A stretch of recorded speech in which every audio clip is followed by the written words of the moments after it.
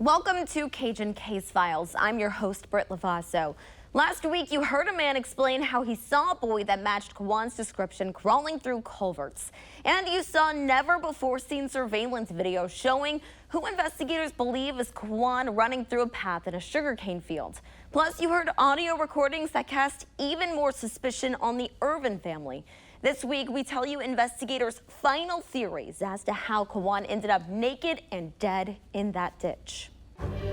KLFY uncovers and digs deeper into the untold stories of missing persons, strange disappearances, cold cases, and mysteries from the heart of Acadiana. This is Cajun Case Files, a KLFY Plus exclusive.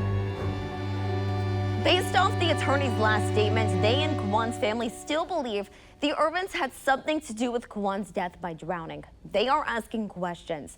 They are doing their own investigation. They are relentless in their pursuit of the truth about what really happened to Quawan. The sheriff's office and the coroner's office, meanwhile, are doing their own investigation and working out their own theories.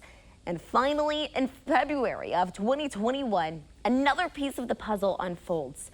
The report of the forensic pathologist comes out, and it is wild. The forensic pathologist, Dr. Christopher Tate, puts Quawan's cause of death as drowning. Again, the manner is undetermined. He goes over the results of the toxicology report, noting that THC and a small amount of alcohol were found in Quawan's system. Dr. Tate says the injuries on Quawan's face were consistent with animal and insect activity. Now, let's skip to the circumstances, findings, and opinion part of this report. This is where things get crazy.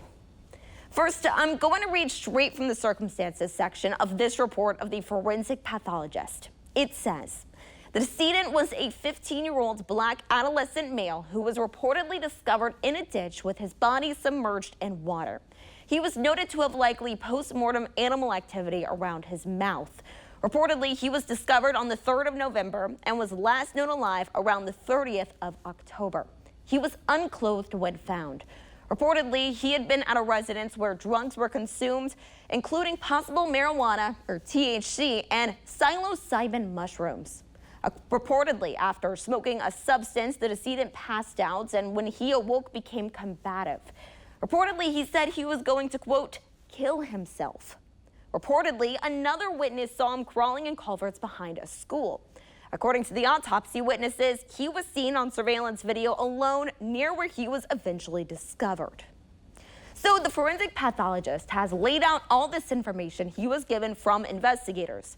We know about the man who says he saw Quawan crawling in a culvert. We've seen this surveillance video that shows a person running through the woods near where Quawan was eventually discovered. We've heard the accusations that Quawan consumed marijuana and psychedelic mushrooms. But the new information we get is that someone or someone's, who I can only assume is the Irvin family, told investigators that Quawan smoked something with them, passed out, woke up, and became combative. The Irvins, one can only assume, tell investigators Quawan then threatened to kill himself. That is one crazy story. Keep in mind, Janet Irvin nor any other Irvin ever called police or even Quawan's family to let them know they had Quawan with them or that he left their house. You're telling me this 15-year-old tells you he wants to kill himself, leaves, and then you guys do nothing. You don't even go to check up on him for 4 days. And I'm not done yet. Let's move on to the opinion section of this report by the forensic pathologist. The pathologist writes, it is unknown why or how the decedent drowned. There are no ante-mortem, which means before death injuries to suggest a struggle, although it cannot be entirely ruled out. In addition, alleged video evidence suggests he was likely alone, making a struggle leading to a homicidal drowning unlikely. The report goes on. Toxicology shows relatively low levels of THC and alcohol, although significant detoxifying metabolism may have occurred in the time between consumption of the substances and death. Extensive toxicology testing showed no synthetic substances, although occasionally these substances are so new that the labs miss them. Now, I'm going to read you this forensic pathologist's professional opinion of what he thinks may have happened to Quawan. He writes, The reported circumstances of becoming combative, crawling in culverts, and saying he was going to kill himself suggest that he may have had an episode of psychosis. The apparent undressing also suggests irregular, possibly psychotic behavior. These alleged episodes occurred after waking up from being passed out following the smoking of a substance, possibly THC. THC has been known to cause psychosis and or unmask undiagnosed mental illness rarely. It is possible that the decedent was hallucinating due to psychosis, which led to disorientation, which led to an accidental drowning. The pathologist continues to write, suicide by drowning is rare but does occur. The alleged circumstance of saying he was going to kill himself and the lack of injuries suggests suicide may be the manner of death. Intentional hyperventilation over water can cause an individual to pass out and drown. This is known as shallow water blackout. Suicide during psychotic episodes is not uncommon and may have occurred here possibly. The uncertainties about whether this drowning represents an accidental, suicidal, or homicidal death makes an undetermined manner of death most appropriate likely. So, yeah. The theory is 15-year-old Quawan may have smoked marijuana, had a psychotic episode, crawled around in culverts, ran through the woods, took off all his clothes, then drowned himself face down in a sugarcane field ditch. A ditch that Quawan's family's attorneys say only had a few inches of water in it. And a lot of the information that investigators are going on is what the Irvins told them. Call me a skeptic, but that is one crazy story. As you can imagine, after this report comes out, Quawan's family's attorney, Ron Haley, had a lot to say. You read it, they say suicides by drowning, although they happen, they're rare. You add that to the fact that he allegedly drowned in a half a foot of water, 2 feet of water, kind of makes the idea that he killed himself in that manner not plausible. When he mentions that suicide is a possibility, we have to question that two ways. One, where is he getting that information from? Likely he's getting the information from the same family that he was with when he disappeared. And so that has to come into question the veracity of what that statement or who that statement was made by in the circumstances on which they made it. That's the first thing. Take what's being said about Quawan with a grain of salt, because the folks that are making these statements are the same folks that are the subject of a criminal investigation to his disappearance and death. And so, in my opinion, it appears that they are trying to pass the buck and cover up for whatever they did to Quawan. By not knowing, you can never begin to try to put this behind you. It never goes away, but this is an open wound every day. Coming up, an arrest is coming. Just a few days after this forensic pathology report is released, Janet Irvin is arrested. Here's Iberia Parish Sheriff Tommy Romero. I'm confident that my office has put together an extremely strong case against Mrs. Irvin. Immediately upon the arrest, I personally spoke with the parents of Quawan Charles. I hope this arrest begins to help their family heal. And by no means is this case closed. The sheriff also releases a statement.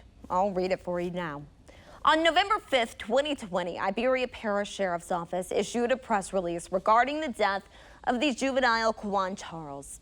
Quawan Charles was reported missing on October 30th, 2020 to the Baldwin Police Department in Baldwin, Louisiana at 8:04 p.m. Baldwin is located in St. Mary Parish. Iberia Parish Sheriff's Office was not notified of a missing juvenile in Iberia Parish until November 3rd at approximately 2:15 p.m. when IPSO was contacted by Quawan Charles' mother, Roxanne Nelson. At that time, IPSO deputies requested the wireless provider ping Quawan's cell phone. On November 3rd, 2020 at 6:43 p.m., the body of Quawan Charles was located in a drainage ditch along the headland in a sugarcane field adjacent to Ed Broussard Road, near the village of Lorville in Iberia Parish. The final autopsy and toxicology report were published, and those findings have been released to the family by the Iberia Parish Coroner's Office. IPSO Bureau of Investigations conducted extensive interviews with numerous individuals, collected forensic evidence, and along with that, they completed autopsy report. It was determined that the following charges be filed against Janet Irvin, a female, 37 years old. A warrant was issued by the 16th Judicial District Court for Janet Irvin. Ms. Irvin was arrested today, February 9th, 2021 at approximately 11 a.m. on the following charges: failure to report a missing child, a felony, and contributing to the delinquency of a minor. Ms. Irvin was arrested in Lafayette Parish with assistance of Lafayette Parish Sheriff's Office and booked into the Lafayette Parish Correctional Facility. Janet Irvin was then released to the Iberia Parish Sheriff's Office detectives and booked into the Iberia Parish Jail. Bond has not been set at this time. So Janet was arrested for two things: not reporting Quawan missing when he allegedly left their home, and contributing to the delinquency of a minor because the Irvins provided drugs. Now this is feeling like a small win for Quawan's family, a first step, if you will. Finally, there was some accountability for the Irvin family, who picked Quawan up the day he went missing without telling his parents, and the family who was supposed to be responsible for him when he died. But things quickly change. Janet is arrested on February 9th, 2021. The next day, her bond is set at $400,000. $300,000 on the failure to report a missing child charge, and an additional $100,000 on the contributing to the delinquency of a minor charge. 2 months later, though, on April 13th, a judge reduces her bond to just $90,000. The judge said Janet could not bond out until she has a monitoring bracelet put on. Once she bonds out with the monitor, the judge says she will live at her boyfriend's house in the city of Youngsville. She cannot leave the home unless it's for court, work, or medical purposes. And 2 days later, Janet does just that. After only 2 months behind bars, she bonds out, and Quawan's family is outraged. His cousin, Selena Charles, tells News 10 that she and her entire family feel that Janet, her son Gavin, and Janet's boyfriend Tyler are lying about what really happened to Quawan. Rage, anger and rage. Our family is outraged. Quawan is dead. He was murdered. The first words that came out of Roxanne's mouth whenever we was at the coroner's office was that they beat my baby. They beat my baby. My aunt is not okay with Janet being out of jail. My aunt is not okay with Janet even having a bond. I understand that she has rights, but Quawan had rights too. He had a right to his life, and they took that from him, and they took it from us. I don't think it was an accident. I believe that they beat him and they mutilated him. I believe that they tortured him. We all believe that. The world believes that. I believe that they all had their hand up in Quawan's murder. She has her day coming. She has her day coming. All of them. We won't stop fighting, and we will get justice. And the murderers that murdered Quawan, you will not get away. You will not get away. After Janet's arrest, I spoke again to one of the attorneys for Quawan's family. Here's Chase Tressel. The family is very cognizant of the fact that each defendant in this state and in this country has a right to confront their accuser. They're innocent until proven guilty. However, $400,000 to $90,000 is quite a bit, right? As we go, there's going to be little speed bumps. There's going to be things that happen. The family is, I would say they were surprised, but they're not disappointed. They're not dissuaded. They're not thrown off the track. Okay, they are staying focused. And, you know, they're happy to see that there's a light at the end of this tunnel. They're still happy there's been an arrest. They're still hopeful that the prosecutors will utilize their skills, utilize everything at their disposal to ultimately bring this person to justice and get some finality for Quawan and his loved ones. They want justice. They want answers. They want finality. They want peace. They want the ability to ultimately move on and honor Quawan's name in some type of meaningful, positive way. That can't happen if the individual who's been charged is not ultimately brought to justice. They've come to the realization that they're not going to be able to bring Quawan back. Okay, that was, I think, the initial shock was wrapping their mind around the fact that their 15-year-old son is gone in a really abhorrent way. So now what they're focusing on is what can they do to honor his life? What can they do to prevent this from happening to the next 15-year-old child? Coming up, we tell you what happens in the coming months after Janet Irvin is arrested and Quawan's family's fight for justice. After Janet Irvin is arrested for failure to report a missing child and contributing to the delinquency of a minor, no other charges are filed against Janet, at least not criminally. Later in that year, on November 1st, 2021, Quawan's mom, Roxanne, files a civil lawsuit. And this lawsuit has a long list of defendants. That includes Baldwin Police Chief Harry Smith, Baldwin Assistant Police Chief Samuel Wise III, the entire Baldwin Police Department, St. Mary Parish Sheriff Blaise Smith, the entire St. Mary Parish Sheriff's Office, and of course, Janet Irvin, Gavin Irvin, and Janet's boyfriend, Tyler LaGrosse. The lawsuit says Baldwin Police and the St. Mary Parish Sheriff's Office basically didn't do their jobs and pretty much called them incompetent. The lawsuit also says Janet, Gavin, and Tyler contributed to and or caused the wrongful death of Quawan. This is directly from the lawsuit. Based upon further information and belief, Janet Irvin and Gavin Irvin have admitted that Gavin Irvin, 17 years old at the time, after ingesting drugs and alcohol, got into a physical fight with the much younger and much smaller Quawan Charles. Janet Irvin and Gavin Irvin have alleged that Quawan Charles left the trailer home of Janet Irvin, Gavin Irvin, and Tyler LaGrosse in a dazed and confused state on the night of October 30th, 2020. However, Janet Irvin, Gavin Irvin, and Tyler LaGrosse have all confessed that they intentionally did not contact the police to report Quawan Charles missing, contact or attempt to contact the parents of Quawan Charles, attempt to locate Quawan Charles for the remainder of Friday, all day Saturday, all day Sunday, all day Monday, or all day Tuesday, take any measures whatsoever to locate a 15-year-old child. They had driven 25 miles from the safety of his home without the permission of his family.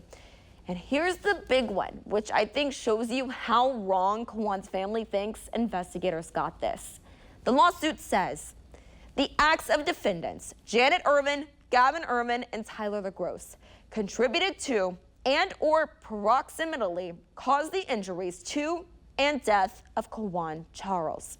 Such acts include, but are not limited to, intentional infliction of emotional distress, negligent infliction of emotional distress, assault, battery, false imprisonment, contributing to the delinquency of a juvenile, kidnapping, spoliation of evidence, cruelty to a juvenile, failure to report a missing child, failure to report the death of a child, unlawful disposal of remains, and finally, killing Quawan Charles and or directly facilitating the circumstances whereby Quawan Charles was injured and died.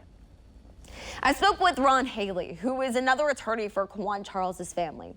Haley says they filed this lawsuit because, one, they believe Baldwin Police and the St. Mary Parish Sheriff's Office could have done more to find Quawan. And two, Quawan's family does not believe the official report that Quawan's death was some kind of tragic accident or suicide. Haley says a civil lawsuit against the Irvins and Tyler LaGrosse gives them the power to subpoena them. Haley says they now have to face questions from Quawan's family, who they've never spoken directly to.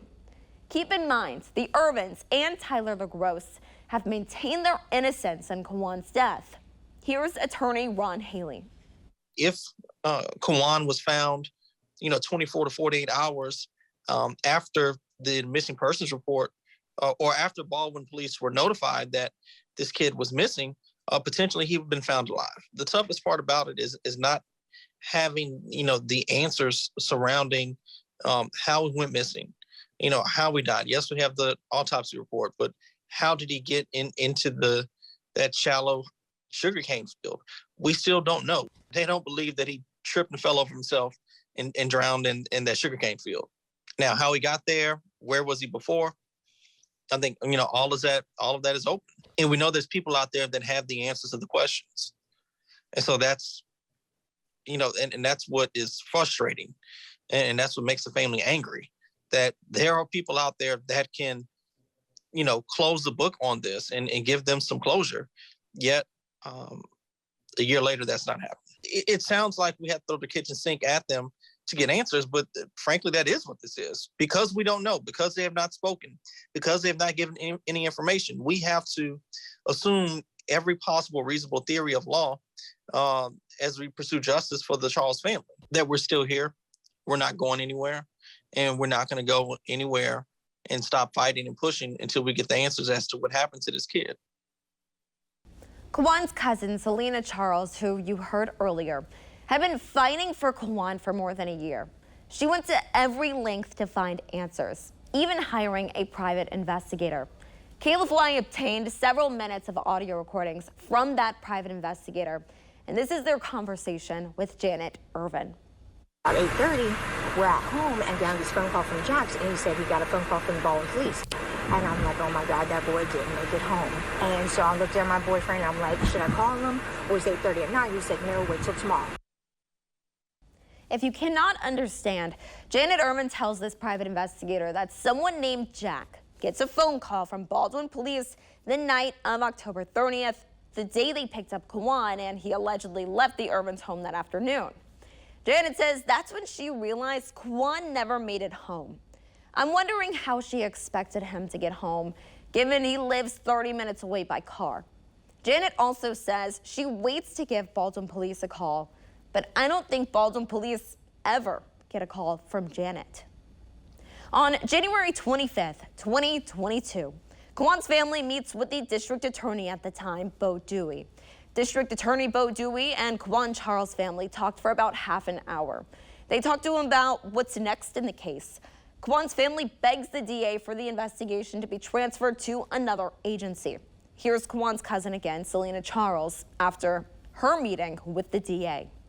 They murdered Quawan, and it's nothing that can make me think any different. Now all we can do is kind of really pretty much depend on Bo Dewey and see if he's gonna make the right choices and pretty much not fail us. Anybody in their right mind, if they listen to the recordings, they know that it brings question that these people have something to hide.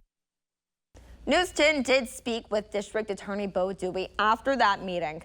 Dewey told us he would meet with the Iberia Parish Sheriff about requesting state police to take up the investigation. It's been more than 4 years now since Quawan Charles died. I reached out to Iberia Parish Sheriff Tommy Romero and told his office we were doing this series on Quawan. I asked if the sheriff would come and talk about the case. He declined and instead issued this statement. The Iberia Parish Sheriff's Office is committed to justice and the safety of our community. Regarding the Quawan Charles case, this matter has been fully investigated, prosecuted, and adjudicated. Now, I also asked IPSO if the case was ever transferred to state police or another agency. The spokesperson told me they don't know who has the case. They said I'd have to ask the district attorney's office. I reached out to DA Bo Dewey a few times in March as I was getting the materials together for this case, and I didn't hear back. But Bo Dewey actually passed away a few weeks after I started reaching out to him. He told me in years past about his battle with cancer, but I had no idea his life was coming to an end so soon. So clearly he was dealing with a lot while I was trying to get in touch with him to ask him about this case. I also went to the Iberia Parish Courthouse to check up on where Janet Irvin's charges are. Right now, she is scheduled to go to trial on June 9th, 2025. I will be attending that, and hopefully we'll be able to bring you guys an update in a few months, because right now, Janet Irvin has never been convicted of anything in relation to Quawan's death. Coming up, we take you to the scene of where Quawan was found. Before I finish Quawan's story, I want to take you to the scene and show you where that surveillance video was taken and where Quawan's body was found. Take a look. So before we wrap up this series, I wanted to come out here and show you guys boots on the ground exactly where everything happened. So if you remember that surveillance video that I showed you that showed Quawan allegedly running across the woods. Well, this is the building that that surveillance camera was taken on. And if you remember, if Conrad, my videographer, can turn around this way, we see Quawan, or someone that looks like Quawan, running through these trees right here. Now that video, this is an old school, now it's an event center, and that is how investigators got their hands on that video. But again, you recognize this is where Quawan was running alongside that tree line, but he was on the other side. So we're gonna go ahead and take you to that other side now. And Quawan was seen running through these woods after he was seen crawling through those culverts. And another piece of information, the Irvin's family home, that mobile home is located a couple of blocks that way, just to give you an idea. And also Quawan came from this way, so it seems like he may have gone around into this neighborhood back here, and that's how he ended up right here, is what investigators are thinking. So the theory is that Quawan is running through these woods, or at least on the other side of these woods. And on the other side of this is a sugarcane field, which I'm gonna show you in just a second, so you can get an idea of everything. And then I'm gonna show you the ditch that investigators found Quawan Charles's body in. So as we're coming around this corner, you can see this massive sugarcane field. So on this side of the tree line here, you see there's this four-wheeler path, and that is what that witness says he saw Quawan, what he thinks Quawan ran into. So that figure that you see on the surveillance video, if it is Quawan, investigators do think it's Quawan. They think he ran all the way down here along this path here in the sugarcane field.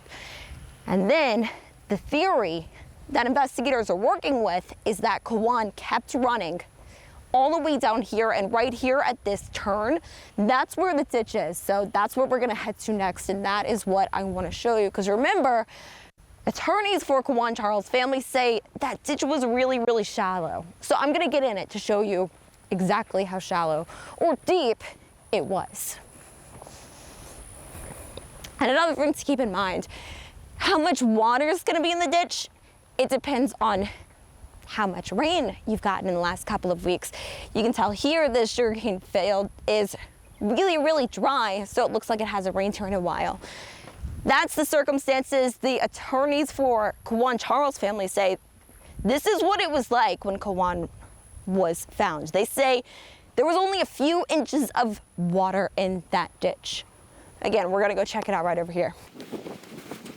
Again, the theory that investigators are working with and kind of concluded with is that Quawan smoked some kind of substance, possibly THC, because that's the only substance that came up on his toxicology and autopsy report.